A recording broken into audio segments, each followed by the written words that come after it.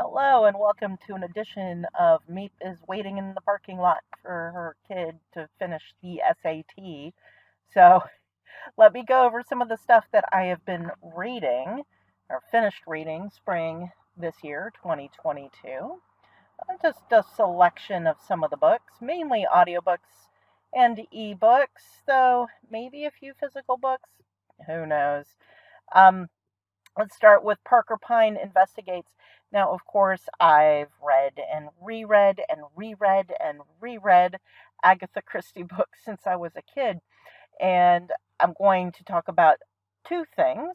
So, first, for Parker Pyne Investigates, Parker Pyne is a retired British civil servant, and he was a government statistician who has become a consultant to people basically who are unhappy. So he's running an ad that's basically, are you unhappy?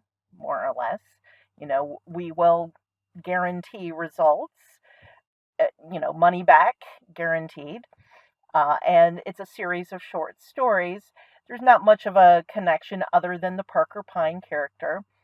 And I believe these short stories did run as short stories in magazines at the time, and I don't know the publication dates originally. So I always liked these stories. I liked the idea of a statistician having a side gig consulting people of ways to improve their life. And what is funny to me, and actually I'm going to get to it in a moment, there are self help books that are based on some of this kind of interpretation, though. For me, when I look at some of these statistics, the problem one often comes across is we're just seeing the world how it is, and this is how the statistics laid out. It's not giving you correlation, is not causation. So when you find out, as someone was saying, people who drink expensive alcohol have better longevity than people who drink cheap alcohol. Well, what you are measuring is not anything about the alcohol. What you're measuring is the income levels, for example. Um, anyway, we're going to push that to the side. Uh, for the short stories here in Parker Pyne, I believe this is fairly early on in Agatha Christie's career, and so she has reused elements of these stories. Anyone who has read Agatha Christie, especially a rereader of Agatha Christie, and I believe I've addressed that before, which I'm not going to address now, of why reread mystery stories when I assure you I absolutely remember the essential, I remember the solution to the stories. That's not why I'm rereading them. So I'm going to leave it as a mystery to you. You can find the answer in prior videos. In any case, uh, she reuses elements of these plots, of some of the characters, some of the situations in later novels, actually in later short stories. Or maybe she's reusing them here. It gets a bit of a muddle sometimes, and I'm sure someone has mapped it out of the connections of reuse. And Agatha Christie, of course, in later novels, made fun of it herself in the character of Ariadne Oliver, who was a stand in for herself, where a couple times when she's with Hercule Poirot and Poirot points out that she reused a plot in two different novels, which of course Christie did all the time because she had to keep producing. Her best novels, though, don't reuse the plots. Some of her best ones, like ABC Murder and Then There Were None, which is one of the best, um, they are not. They're unique.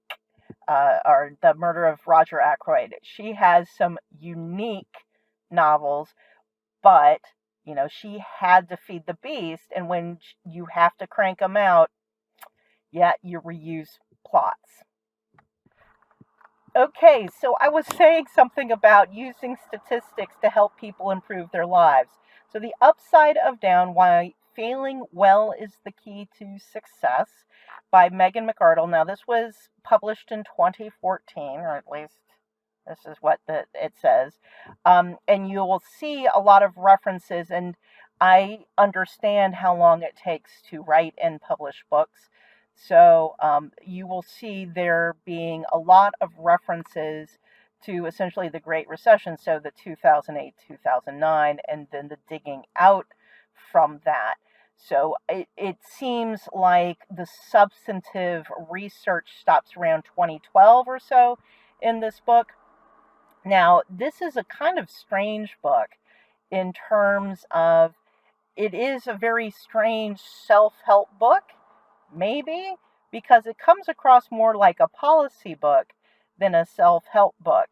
Um, it is a kind of don't beat yourself up for failing, and you should not, you know, wrap yourself up in bubble wrap, otherwise, nothing is going to come of nothing. Heck, it's in the Gospels, the person who took the one talent, which was worth a lot of money, by the way. Talents were, I believe, the largest denomination coin, and actually, one talent may not have been a single coin. Don't ask me.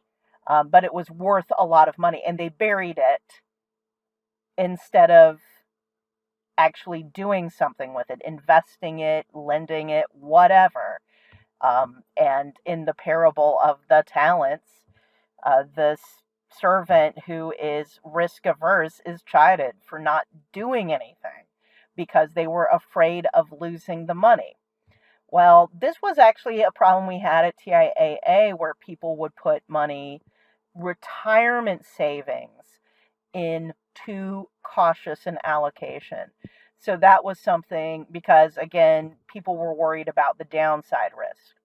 So I'm going to just shove that to one side. There's a lot of interesting stuff in this book, but the stuff that I got out of it was not really helpful from a personal standpoint, mainly because I have already been through some of the things McArdle has been through in terms of if you've been through a couple of really large failures of certain kinds in your own life, you've had that lesson. So I learned the lesson of sunk costs.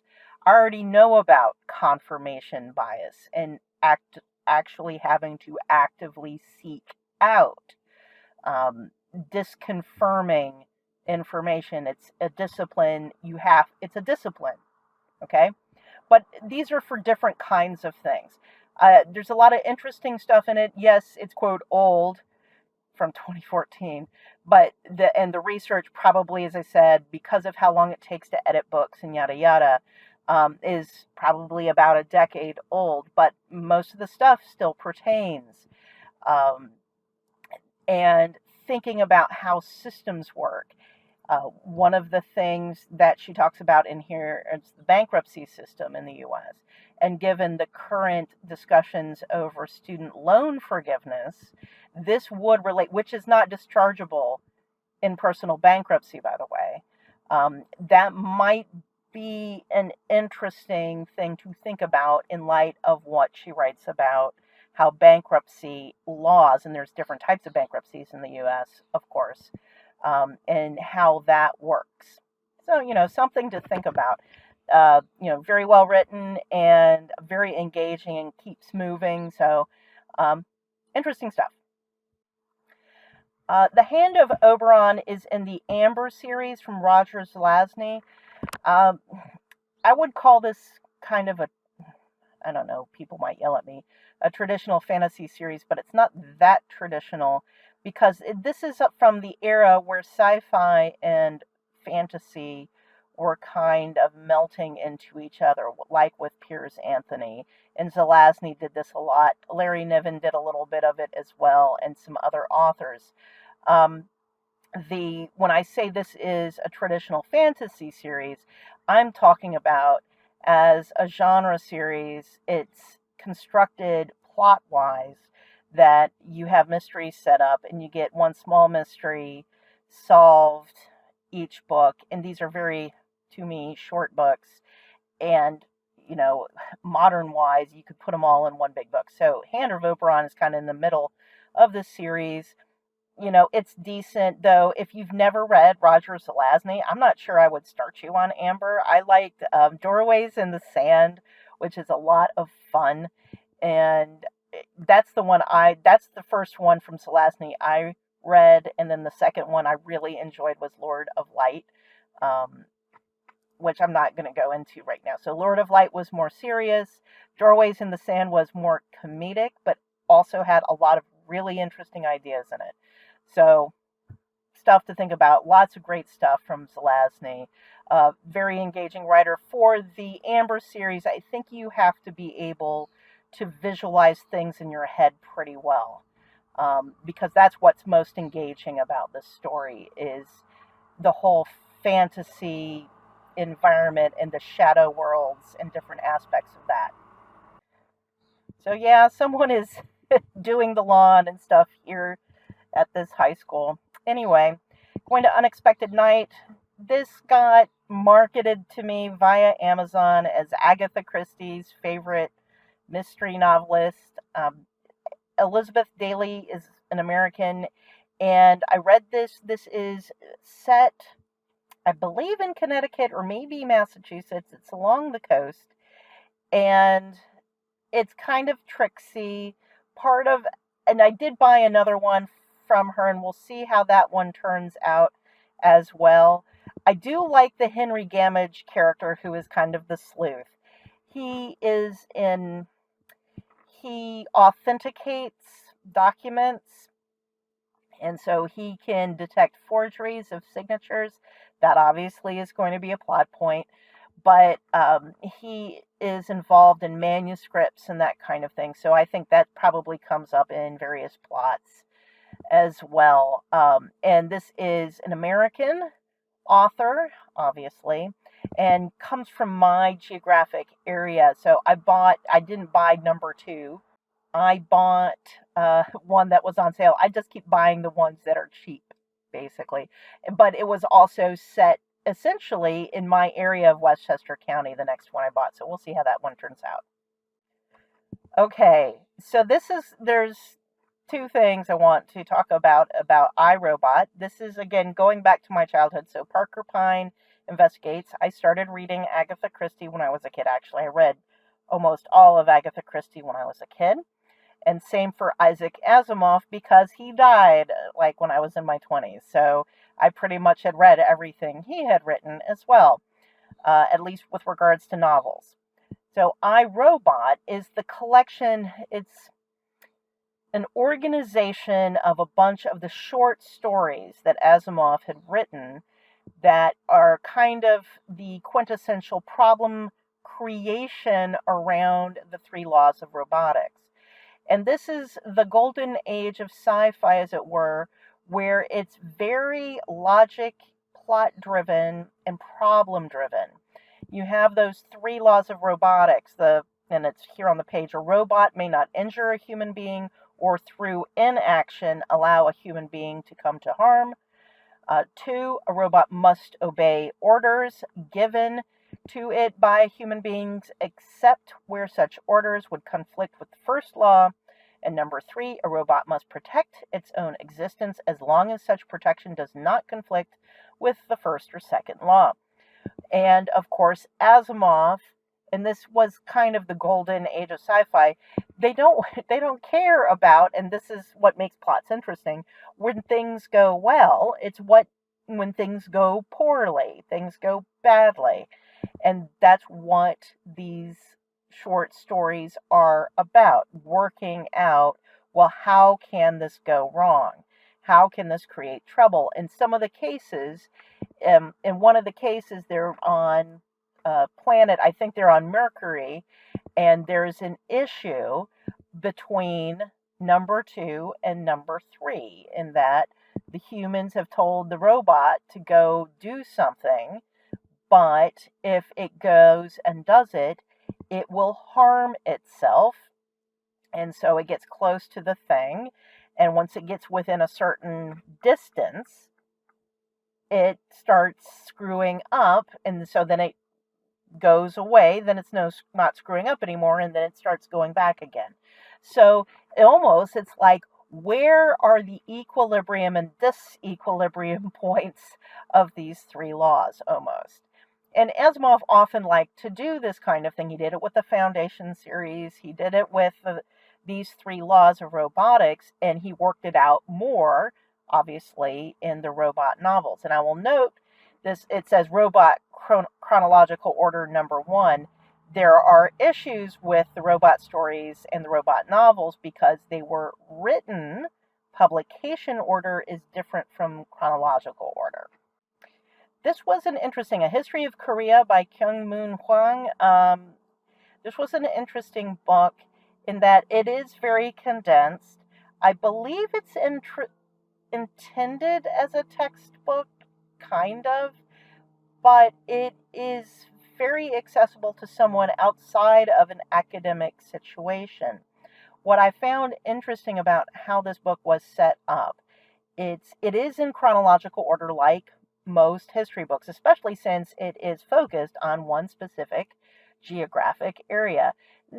Pushes it back to prehistory in the area where Korea is now. And how does that develop into a state? Obviously, China has a huge influence on this.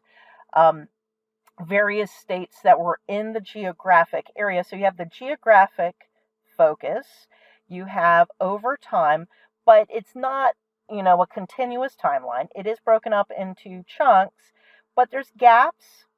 And for each one, there's kind of a little, we're going to highlight this specific.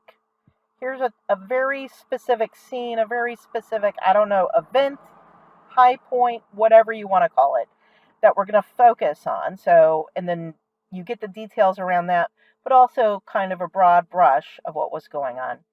And the really most interesting part was the reactions. And what I mean by reactions is some of the sections or some of the chapters will have an in part of how later eras interpreted that period of history. Many times they will talk about, 20th century, and it can be South and North Korea separately or together. So 20th to 21st century Korea. Sometimes it's other periods in Korean history and why they had that reaction. And you will get to those later eras. So sometimes there is a jumping forward in time to tell you how later times reacted to it. And you will get to those other eras. So it's kind of interesting. It's fairly short. It moves very rapidly. The reason I read this, by the way, I don't have any particular reason to read a history of Korea, but I saw, I just kind of browsing. I often do this. I love browsing libraries by theme. I've been trying to expand my knowledge of history outside of Europe. I know English history very well and American history very well. So let's expand that. So I've been looking around for good materials, trying to expand. I know some Japanese history, trying to learn more Chinese history, trying to learn Africa, South America, other parts of Europe that aren't English speaking. I know France to a certain extent, Spain not so well, Italy somewhat. It's bits and pieces, and trying to get more details and more filled in.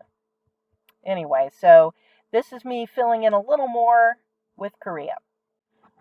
So Dombey and Son, of course, is one of my many, many rereads of Dickens. I've read all of the Dickens novels, and the only one I will not reread is Oliver Twist. Dombey and Son, not a favorite, but it's kind of psychologically claustrophobic. It feels like it has far fewer characters or a far smaller world than most of the other novels, which is kind of interesting. It's very, very restricted to the older Mr. Dombey, and then Florence Dombey, the daughter, Paul Dombey, the son, who dies in childhood, spoiler. Um, you don't get too much of him. And then there's some other ancillary characters that, are important, but it's really between the father and the daughter. I don't really have much to say about this. If you are not, a Dickens fan, I mean, this is definitely not the book to start with. Um, there is no going around that. And I don't really know of any good adaptations of this for miniseries or movie. Cannot really. I'm sure the BBC, you don't have to tell me about BBC miniseries. I'm sure one exists. But, this is very psychologically claustrophobic. Um, you get to this because you're a completist. But I'm not even covering everything that I read in spring 2022. The reason I touched upon Dombey and Son is because I wanted to talk a little bit about this. Now, Hitchhiker's Guide to the Galaxy, the book, actually, there's so many versions of Hitchhiker's Guide to the Galaxy out there. Originally, there was the radio show, and then I think he did the novelization, then he did the BBC series. Swear I don't know. We know there was the more recent movie. Now, that was after Douglas Adams died. This is Douglas Adams performing selections from his book. And this is partly why I mention Dombey and Son, because Dickens basically invented the author tour where you did readings from your own novel. So he did this kind of dramatic performance of just a few scenes from a couple of the novels that were written, and acted those out. And see, Dickens, and this is actually kind of what killed Dickens, though it was Dickens' whole lifestyle. I believe Dickens was 57 or 58 when he died. So what Dickens used to do is he would do a one-man performance of selections from his novels. Now, he may have done something from Dombey and Son, because there's a very dramatic death in Dombey and Son. That said, Dombey and Son was not a crowd favorite novel. They were more likely doing The Murder of Nancy by Bill Sikes and Oliver Twist, stuff like that. Some pathetic deaths and other things. But just some hair-raising murders and, just pathetic, tear-raising, tear-jerking scenes. And then obviously some comic scenes as well, not just murder, mayhem, death, and destruction. In the case of Douglas Adams, of course, he's a comedic author, and so it's comedic selections, and it's only an hour's worth. To be sure, a lot of authors cannot do this. Most authors should not narrate their own audiobooks. I have talked about this before, especially since a lot of them don't know how to pronounce the words properly. That's, for nonfiction, that's important. But, a lot of them are not actors. They're not able to dramatically read their book. They're not professional voice actors. They shouldn't be doing it. It's fine Douglas Adams doing 1 hour's worth. Even so, even if they shouldn't be doing their audiobook, they might be able to do 1 hour's worth of readings from their books. So it would be great if more authors do this again. I think a lot of authors do readings from their books, but maybe not so dramatic. It's a skill. And you have to practice it. They're probably focusing more on the writing than the performing. It's a skill set, but, you should have more than one skill in telling stories. Sometimes you gotta work on the vocal delivery, and sometimes you're working on your word craft. Anyway, it's a range of books. I'm always reading because this is my primary entertainment, and a lot of it's audiobooks, of course, ebooks. I do have physical books all over the place. The problem with physical books, of course, is that I lose them. Ebooks I don't lose, and audiobooks I don't lose because they're on my devices. So it's a mix. I like having my physical books. I like having my audiobooks. I like having my ebooks. So maybe I'll do an update just seasonally, or as I feel like it. See y'all.